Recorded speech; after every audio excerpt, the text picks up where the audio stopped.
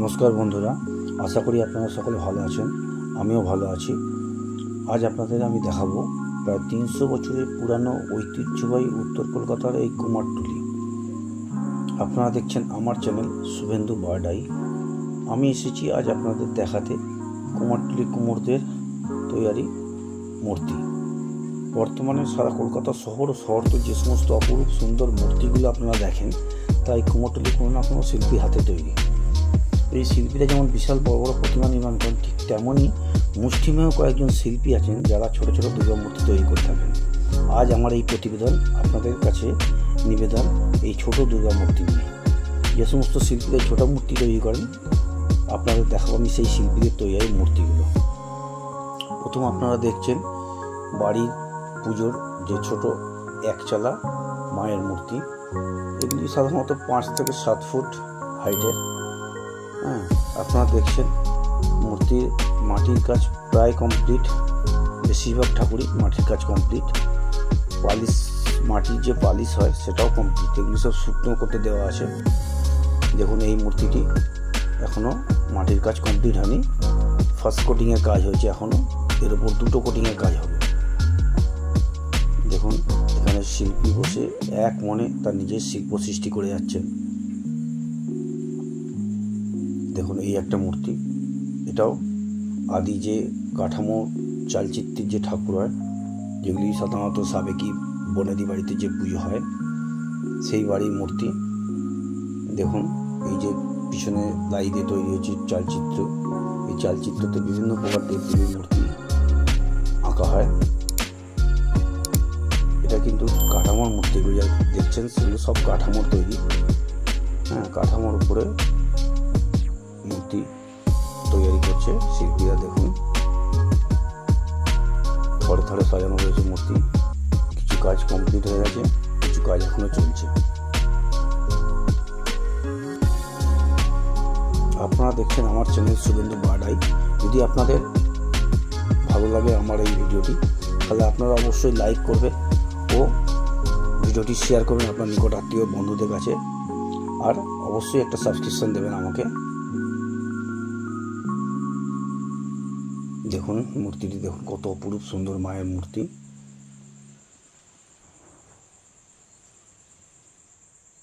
এরপর আপনাদের দেখাতে চলেছি এগুলি মূর্তি আরও ছোট সাইজের।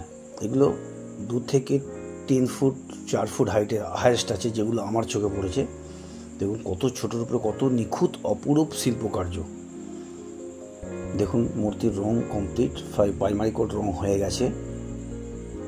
ভিতরে অনেক মূর্তি রয়েছে সাজানো, যেগুলি রং কমপ্লিট হয়ে গেছে। দেখাবার চেষ্টা করছি আমি আপনাদের ক্লোজ করে। দেখুন উপরেও রাখা রয়েছে।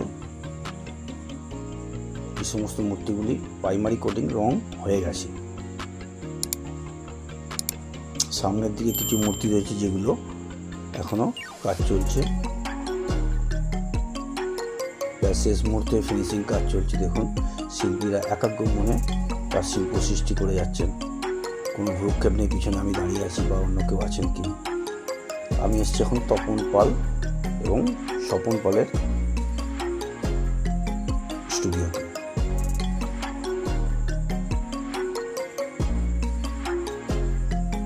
আস্তে আস্তে আমি এগিয়ে চলেছি। দেখুন আসলে খুব ন্যারো জায়গা তো,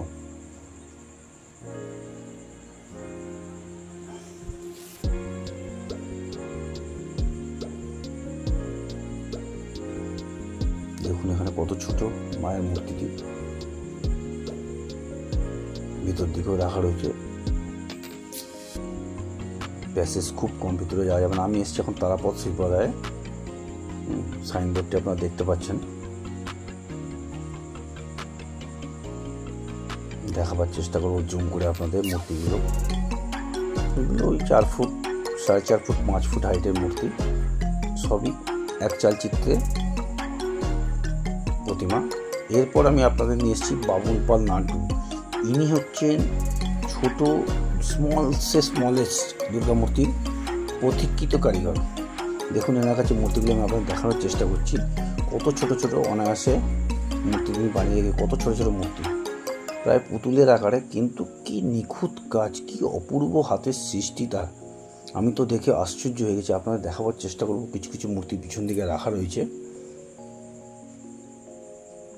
আমি এই সমস্ত শিল্পীদের নাম্বার দেওয়ার চেষ্টা করবো। আপনাদের দেখুন, মূর্তি তৈরি হয়ে গেছে, এগুলো শুকনো করতে দেওয়া আছে।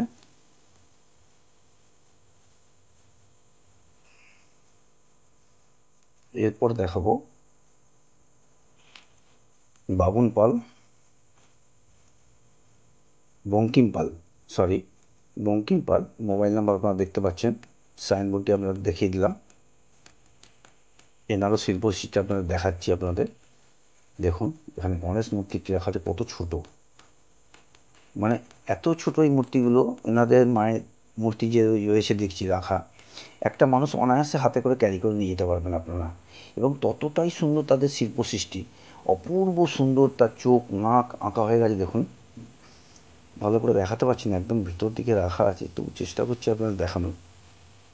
আর এখানে দেখুন কিছু পোড়ামাটি টেরাকোটার যে আমরা মূর্তি এগুলো দেখি, এগুলো কমপ্লিট ফিনিশিং একদম, বিক্রির জন্য সাজিয়ে রাখা আছে।